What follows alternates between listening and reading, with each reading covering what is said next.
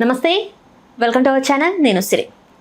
సమ్మక్క సారలమ్మ జాతర అయితే ఇప్పుడు రాబోతుంది. మొత్తానికైతే అక్కడ పనులు కూడా జరుగుతున్నాయి. ఆల్రెడీ అక్కడికి చాలామంది భక్తులు వేల సంఖ్యలో, లక్షల సంఖ్యలో అక్కడ హాజరవుతున్నారు. అయితే ఇదే తరుణంలో ఒక హీరోయిన్, అంటే చిన్న సినిమాల హీరోయిన్ ఏంటంటే కొంచెం అత్యుత్సాహం చూపెట్టి అక్కడ తన పెంపుడు జంతువు ఏదైతే ఉందో కుక్క పిల్లని తక్కడలో పెట్టి బంగారం జోకించడం ఇప్పుడైతే చర్చనీయాంశమైంది. దీని మీద స్పందించడానికి మనతో పాటు ఉన్నారు ప్రముఖ సినీ క్రిటిక్ దాసరి విజ్ఞాన్ గారు. నమస్కారం సార్. ఏదైతే సమ్మక్క సారలమ్మ జాతర మనకి ఈ మంత్ ఉంది. సో ఇక ఇది ఎంతో మనము చాలా వనదేవతలు అని చెప్పేసి చాలా పవిత్రంగా చేస్తూ ఉంటాం. ఎక్కడెక్కడ రాష్ట్రాల నుంచి, పక్క రాష్ట్రాల నుంచి కూడా వస్తూ ఉంటారు. సో అలాంటి దేవతలకి ఇప్పుడు మరి ఈ హీరోయిన్ ఏదైతే ఉందో, అంటే మనం బరువుకు తగ్గట్టు అమ్మవారికి బంగారం అని చెప్పేసి బెల్లాన్ని ఇస్తూ ఉంటాం. సో అలాంటిది తన కుక్కని తక్కడలో పెట్టి, అంటే తరాజులో పెట్టి దానికి తగ్గ బెల్లాన్ని ఇవ్వడాన్ని దీన్ని ఎలా చూడాలంటారు? శ్రీ సమ్మక్క సారక్క ఇప్పుడు 4-5 రోజులు అయితేనే కదా జాతర నుంచి ఉంది. యాక్చువల్గా ఈ నెల నీకు తెలుసా, లాస్ట్ ఇయర్ మనకి మహాకుంభ జరిగింది. అది ఎన్నేళ్ళకో వచ్చేది. ఇప్పుడు సమ్మక్క సారక్క 2 ఏళ్ళకి ఒకసారి వచ్చినా, రేపు 3 రోజుల తర్వాత గంగానమ్మ జాతర అవుతుంది ఆంధ్ర సైడ్. వాళ్ళకి అది 12 సంవత్సరాలకు ఒకసారి వచ్చే జాతర. 12 years అంట. నాకు ఒక ఛానల్లో కెమెరామెన్ చెప్తే తెలిసింది ఇలా ఉంటుందండి అని. గంగమ్మ జాతర అనుకున్న పుష్ప కాదంట, ఇది వేరు. మంచి మహా జాతరలు అయితే ఉన్నాయి. ఇప్పుడు నాగోబా జాతర కూడా ఉంది, ఆల్రెడీ జరుగుతూ ఉంది. మా వాళ్ళు వెళ్ళారంట. సో బోల్డ్ అన్ని జాతరలు ఉన్నాయి. అండ్ గత 6 సంవత్సరాల నుంచి సైలెంట్గా ఉన్నావా? ఎవరి పెళ్ళికి వెళ్ళావు నువ్వు? లేవు ముహూర్తాలు. ఇప్పుడు వరుస పెట్టి తన్నుకు వస్తాయి చూడు. నెక్స్ట్ ఒక 2 వారాలు అటు ఇటు అయిపోతే గుంపులు ఎక్కడికి వెళ్ళాలో కూడా అర్థం కానని ముహూర్తాలు వస్తున్నాయి. సో ఆధ్యాత్మికత బాగా నిండిన రోజులు. కనీసం శ్రీరామనవమి, ఉగాది తర్వాత శ్రీరామనవమి వరకు కూడా జాతరలని, పండగలని, ముహూర్తాలని, అదని ఇదని బోలెడు ఉన్నాయి ఈ ఇయర్ అయితే. ఇట్లాంటి టైంలో మనం సమ్మక్క సారక్క గురించి మాట్లాడుకుందాం. అసలు ఎప్పుడు మేడారం జాతర? నెక్స్ట్ వీక్ 28కి. కానీ మొన్న లాస్ట్ డిసెంబర్ నుంచి కూడా లక్షలు పోతున్నారు. పాపం వాళ్ళు అక్కడ అందరూ కన్స్ట్రక్షన్ చేసుకోవాలంటే వాళ్ళని అది కూడా చేయని, ఇట్లా జాతరకి డెకరేషన్లు చేయాలంటే జనాలు వెళ్తూనే ఉన్నారు. ఇప్పుడు కూడా ఫుల్ జనాలు. అక్కడ అమ్మవార్లకు రూపం అనేది ఉండదు, కుంకుమని లేదా వెదురు. అయినా సరే ఎంత పెద్ద జాతర అంటే అసలు అమ్మవార్ల రూపం కూడా ఉండదు. అమ్మవార్లు మనకు మైసమ్మ, పోచమ్మ, కట్ట మైసమ్మ ఉంటుంది, ఇక అసలు అవి లేవు. కానీ ఎంతమందికి ఒక అంటే కొంగు బంగారం లాంటి దేవత, అవునా? దేవతలు అందరూ.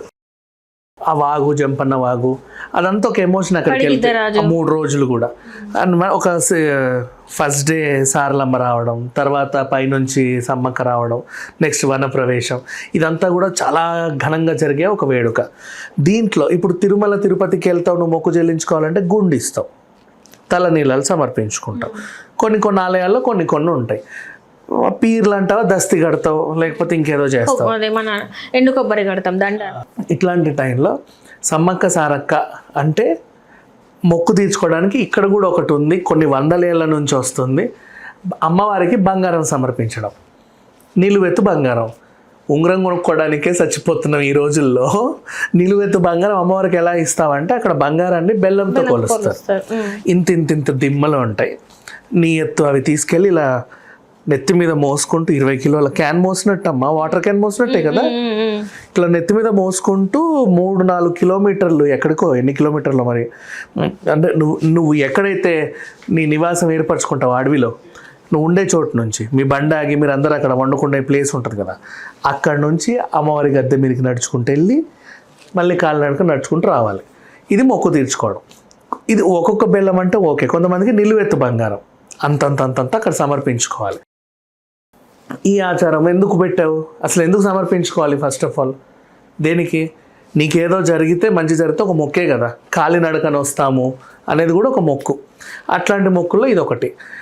మనిషికి నీకు అనారోగ్యం వచ్చింది, ఒళ్ళంతా ఏదో అయిపోయింది, ఇలా ఉన్నావు, నాకు మంచి జరిగితే ఇప్పుడు తిరుమల అనుకో కాలినడకన మెట్లు ఎక్కుతా అంటావు, సమ్మక్క సారక్క అనుకో అమ్మ నీకు నిలువెత్తు బంగారం ఇస్తా అంటాం.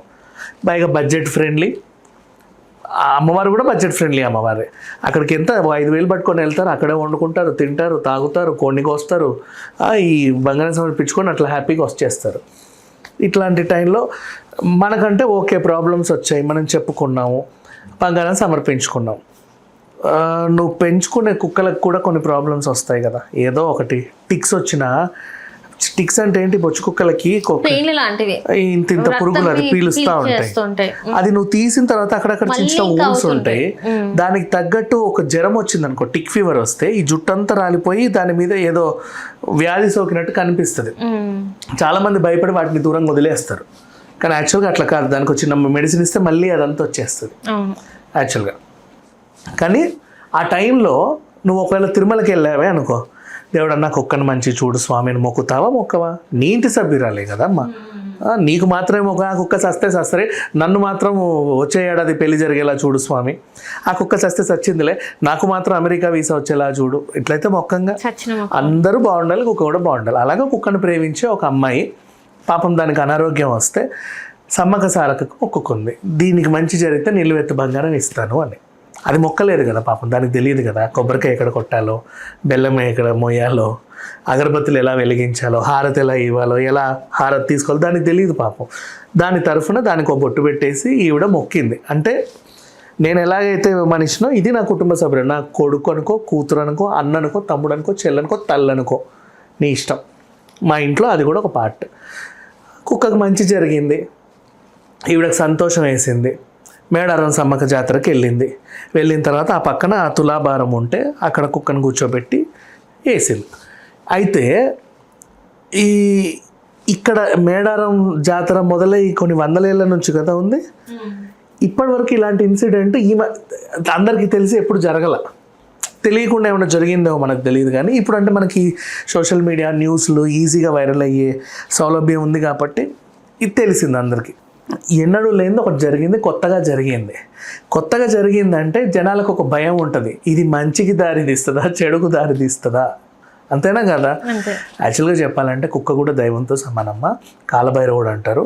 ఇంకా మంచిగా చెప్పాలంటే కాశీ యాత్ర చేసే వాళ్ళందరికీ బాగా తెలుసు, అక్కడ కాలభైరవుని పూజించుకున్న తర్వాత ఇంటికి వచ్చాక ఎక్కడ నల్ల కుక్క ఉంటే వెతికి దానికి పూజ చేస్తే నీ యాత్ర ముగిసినట్టు ఫీల్ అయ్యే వాళ్ళు ఉంటారు, తెలుసా.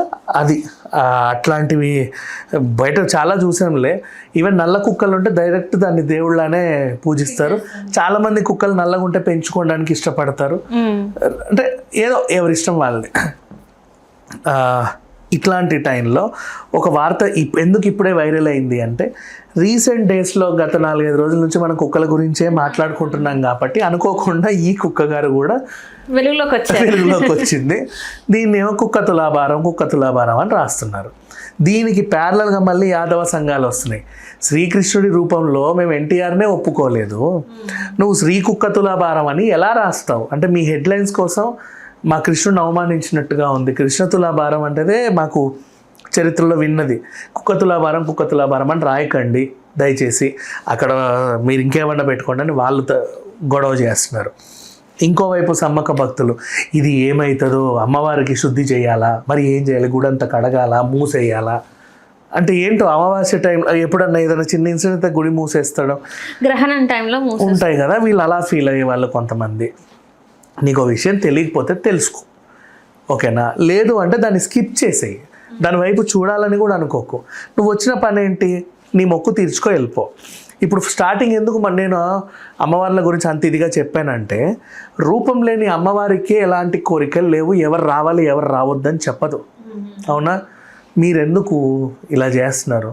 ఇంకా చెప్పాలంటే వెళ్ళే వాళ్ళ జంపన వాగులో సబ్బులు షాషెట్లు వేయకుండా ఉండండి, అవి నేర్చుకోండి, ఓకేనా. అదేంటిది మూతలు బాటిల్స్ అన్ని పడేస్తా ఉంటారు. కొన్ని కోట్ల మంది అక్కడే వదిలేస్తారు, అది అసలు అదేంటో అర్థం కాదు. ఎందుకంటే అది ప్రవాహ నది ఏం కాదు, ప్రవహించే నది కాదు, వాగు మహాసముద్రంలో కలిసే నది కూడా కాదమ్మా. 10 దేశాలు కూడా తిరగదు, 10 రాష్ట్రాలు తిరగదు. అక్కడ మాత్రమే ఉండే చిన్న పాండు, అందులో నీళ్ళు కూడా సరిపోక గవర్నమెంట్ ఏం చేస్తుంది, మీకోసం పంపు లైన్లు పెట్టేసి ఇచ్చేస్తుంది. మీరు దాన్ని కనుక సర్వనాశనం, ఎందుకంటే 1 కోటి మంది అక్కడికే వస్తున్నారు కాబట్టి చెప్పాల్సి వస్తుంది, సర్వనాశనం చేస్తే స్కిన్ ఎలర్జీలు వస్తాయి నెక్స్ట్ వచ్చే వాళ్ళకి. 3 రోజులు ఉంటుంది కాబట్టి దయచేసి దాన్ని పాడు చేయకుండా ఉంటే బెటర్. అంతకుమించి ఇంకేం చెప్పదలుచుకోవాలా. ఇక్కడ కుక్కకి అలా జరిగింది, దీనికి ఇలా జరిగింది. ఆ అమ్మాయి మనసుని అర్థం చేసుకో.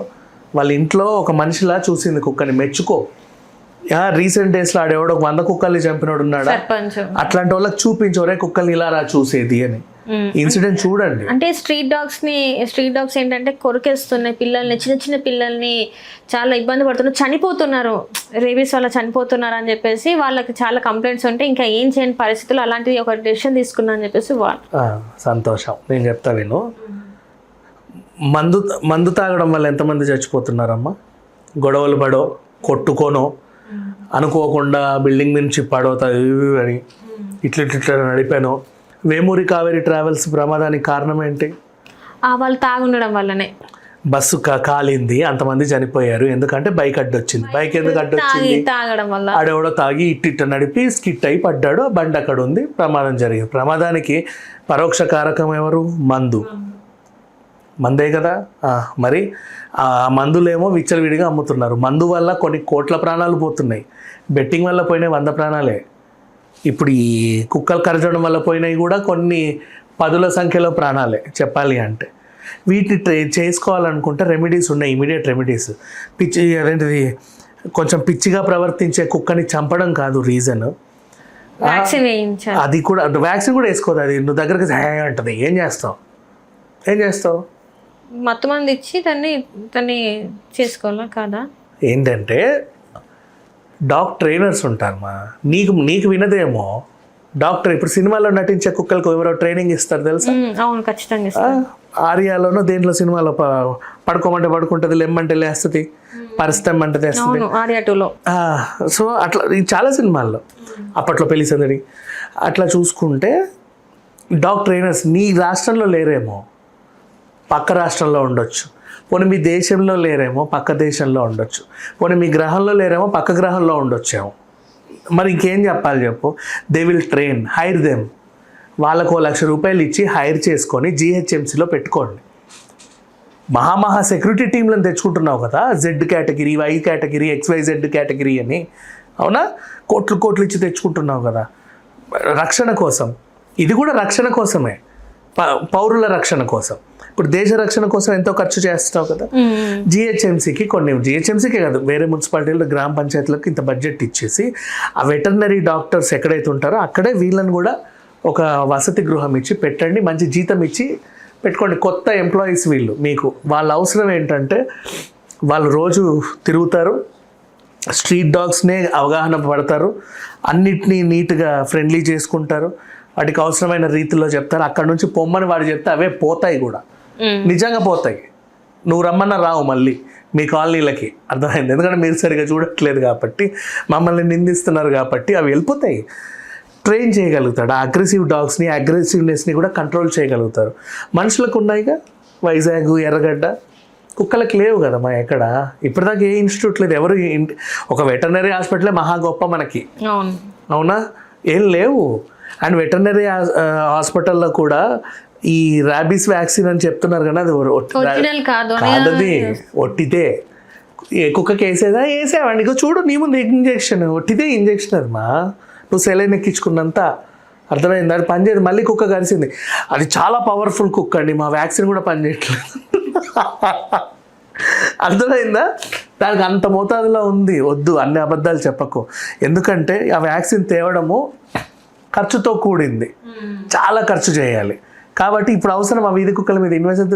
ఆ ఖర్చుతో దాన్ని మెయింటైన్ చేయడం కంటే దాన్ని చంపడమే బెటర్ అని చెప్పి వీళ్ళు నిర్ణయించుకొని ఇట్లాంటి పిచ్చి పనులన్నీ చేస్తారు. నెక్స్ట్ మళ్ళీ ఆ వ్యాక్సిన్ కూడా ఉంటుంది కొన్ని వెటర్నరీ షాప్స్లో, డాక్టర్స్ దగ్గర ఉంటుంది గవర్నమెంట్ మందులు. ఇప్పుడు గవర్నమెంట్ హాస్పిటల్లో కూడా పెద్ద వ్యాధులకి పెద్ద మందులు ఉంటాయి. నువ్వు వెనక డోర్ నుంచి వెళ్ళి సంతకం పెట్టి తీసుకోవాలి వాళ్ళతో కాసేపు మాట్లాడి, అప్పుడు రిలీజ్ అవుతుంది అది. సేమ్ కుక్కలకు కూడా ఉంటాయి. అప్పుడు అదే కుక్క నిన్ను నన్ను కరిచింది కాబట్టి దాని ర్యాబీస్ వ్యాక్సిన్ పనిచేయదు, దానికి పనిచేయదు, నీకు పనిచేయదు. ఇప్పుడు అదే కుక్క ఏ మినిస్టర్నో లేకపోతే ఇంకెవరినో కరిచింది అనుకో, తన్నుకుంటూ వస్తాయి ఆ వ్యాక్సిన్లు. ఈయనకి నయం అవుతుంది, దానికి నయం అవుతుంది. నిజం ఇలాగే అవుతాయి.